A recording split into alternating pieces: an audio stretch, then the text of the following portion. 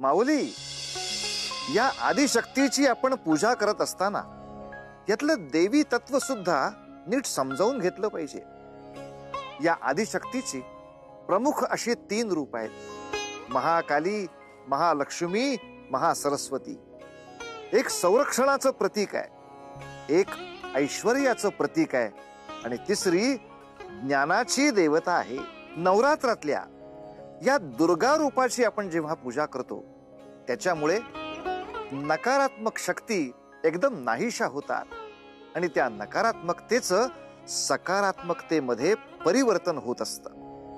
जेव्हा आपण लक्ष्मीच्या रूपात तिची पूजा करतो तेव्हा आपली समृद्धी वाढत असते, आणि जेव्हा सरस्वतीच्या रूपामध्ये आपण तिची पूजा करतो तेव्हा ती आपल्याला स्वचं ज्ञान आणि ज्ञानाचं सार देत असते. दैत्यराज, घात झाला. त्या स्त्रीने रक्तबीजांचा वध केला आणि सारे दैत्य घाबरून पळून गेले. काय?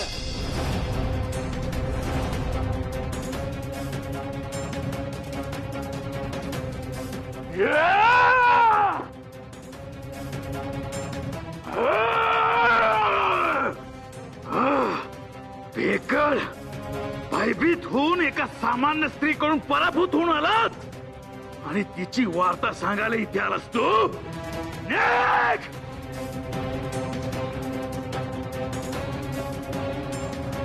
एक सामान्य स्त्री आहे याचेच भय होते मला.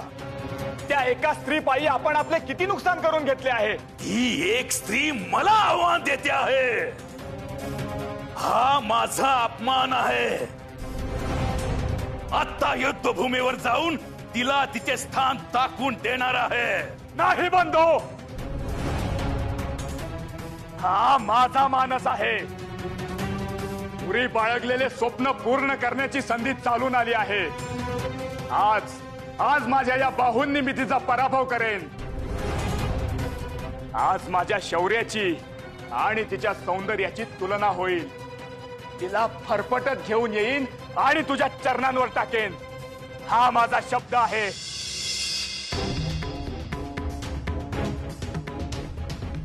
आज आपल्या देखील अस्तित्वाची परीक्षा आहे. तिला तिचे नीचम स्थान दाखवून द्यायची घटिका देखील आली आहे. यशस्वी भवा.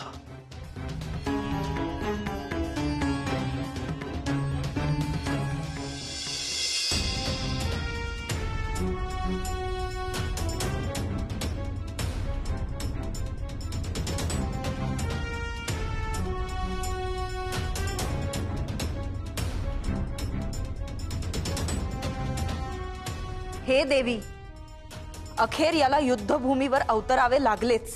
परंतु हा तर केवळ दैत्यराज निशुंभ आहे. दैत्यराज शुंभ कोठे दिसत नाही. त्याचेही आगमन होईल. हे तुच्छ स्त्रियांनो, अबला देवींनो, इतका दैत्य संहार करून तुम्ही जर असे समजत असाल की तुम्ही दैत्य साम्राज्याचा नाश करू शकत आहात तर हा भ्रम दूर करा. कारण तुमचा सर्व नाश करण्यासाठी मी आलो आहे. दैत्य श्रेष्ठ निशुंभ, हे मूळ दैत्य निशुंभ, तुझ्या नेत्रासमक्ष इतका संहार होऊन देखील तुला ही आशा आहे की तुझा विजय निश्चित आहे. परंतु आज तुझ्या सर्व इच्छा तुझ्या सहित धुळीस मिटतील असा शब्द मी तुला देते.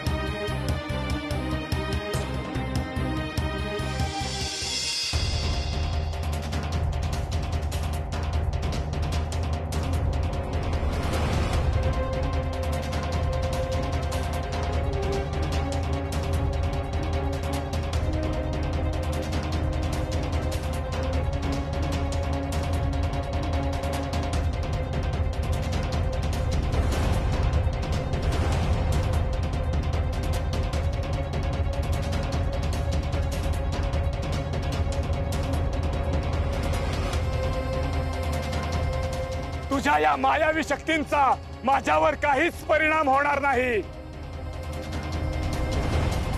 आता तू तुझा बचाव कर माझ्या हल्ल्यापासून.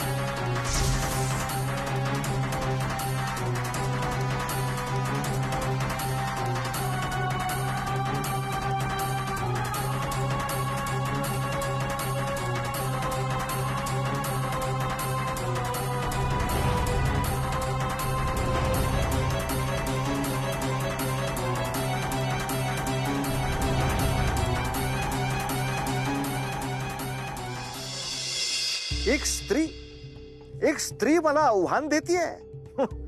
या मूढ विचारानं आणि अहंकारानं निशुंभ चाल करून गेला. देवी आणि त्याच्यामध्ये प्रचंड युद्ध झालं आणि देवीच्या पराक्रमामुळे असुरांची शरीर रणभूमीवर पडू लागली. निशुंभाला क्रोध आला.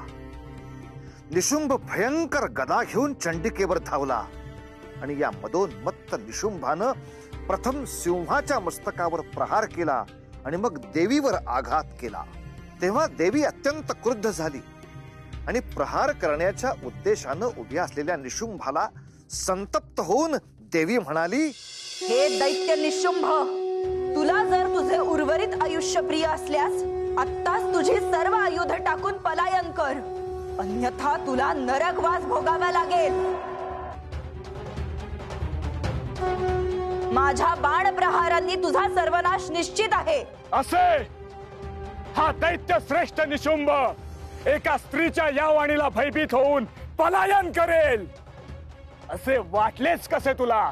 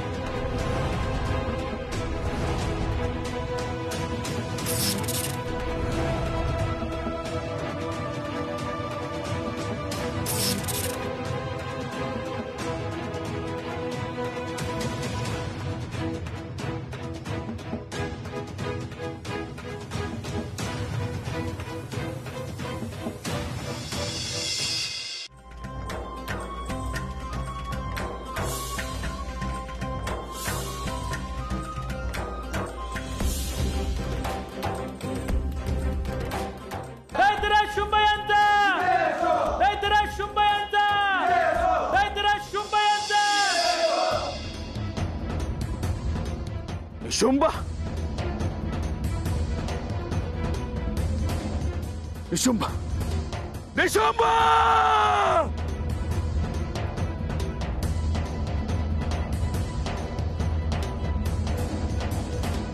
निशुंभ, जागा हो निशुंभ, जागा हो निशुंभ!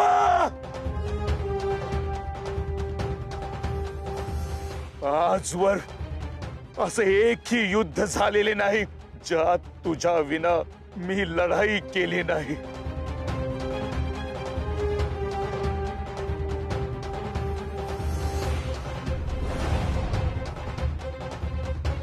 तुझ्या मृत्यूचा प्रतिशोध घेतल्या वाचून मी राहणार नाही.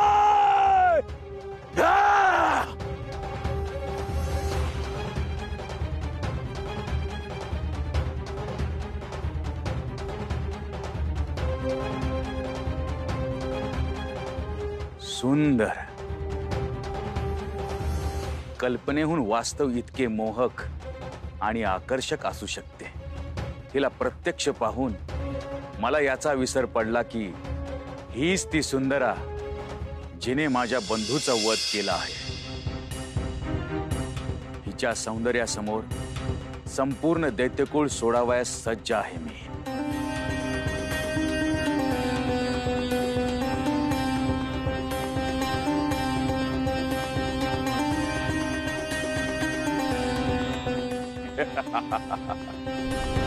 वाह दैत्यराज शुंभ, किती प्रगल्भ विचार आहेत तुझे, जिच्यामुळे दैत्य संहार झाला. किती महान दैत्य सेनानी नष्ट झाले. दैत्यगुरु शुक्राचार्य कायमचे दूर लोटले गेले. अशा देवीस तू क्षमा करणार आहेस? इतकेच नाही तर तू अद्याप देखील तिच्या मोहपाशात ओढला जातो आहेस.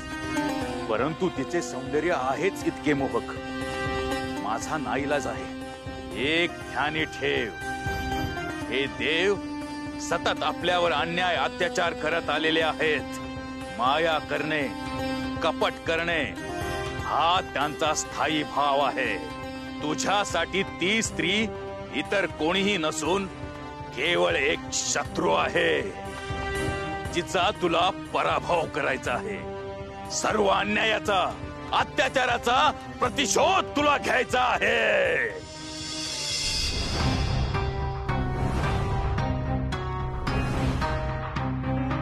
हा कसला विपरीत विचार करत होतो मी. माझ्या भावनांवर ताबा ठेवणे हेच माझे आद्य कर्तव्य असायला पाहिजे. हे स्त्री, निश्चितच तुझे सौंदर्य संपूर्ण सृष्टीमध्ये सर्वस्वी तेजस्वी आहे, परंतु त्याचा महत्रसिक मीच आहे, ज्याच्या विना तुझ्या सौंदर्याची प्रशंसा करणारा कुणीही नाही. मग काय उपयोग ह्या सौंदर्याचा? माझे ऐक, युद्ध म्हणजे स्त्री धर्म नव्हे. मी जाहीर देखील करतो की तुझ्या रूपानेच मी नामोहरम झालो आहे. मग आणखी युद्ध कशा करता? दैत्यराज, मला असे वाटते आहे की माझ्या कामबाणांनीच तुम्ही पराभूत झाला आहात. माझी अशी इच्छा आहे की ज्या कार्यासाठी तुम्ही येथे आला आहात ते कार्य तुम्ही पूर्ण करावे. परंतु माझे हात तुझ्यासारख्या सौंदर्यवतीवर शस्त्र चालवण्यास धजावत नाही. सत्य आहे, आणि म्हणूनच तुझ्याशी मी नाही, काली युद्ध करणार आहे.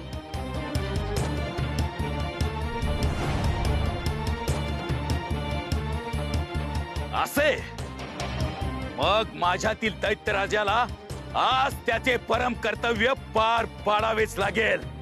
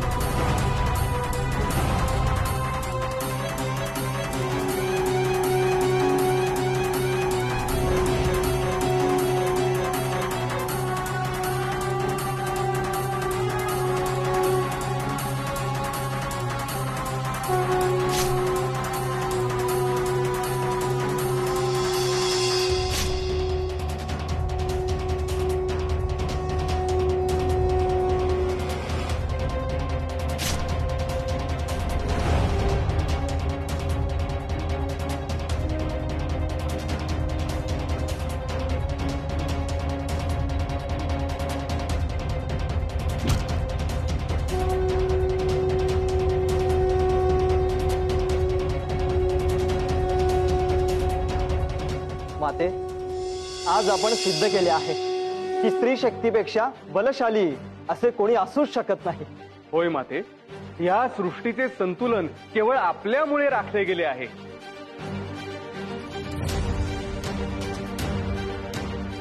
हे त्रिदेव, आपण माझ्यावर जे दायित्व सोपवले होते ते यशस्वीरित्या पार पाडले आहे. माते, आपल्या ह्या कार्याने या सृष्टीला नवसंजीवनी प्राप्त झाली आहे. ह्या लेकराची आपणास एकच विनंती आहे माते, आपल्या विराट रूपाचे दर्शन मला घडावे.